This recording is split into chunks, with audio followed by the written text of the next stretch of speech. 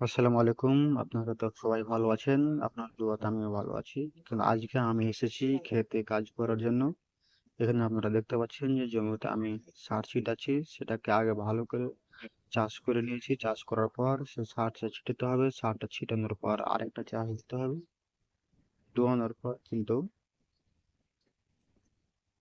মই দিয়ে আবার একটা চাষ দিয়ে বীজটা ছিটিয়ে কিন্তু সেখানে জমিটাকে রেডি করতে হবে।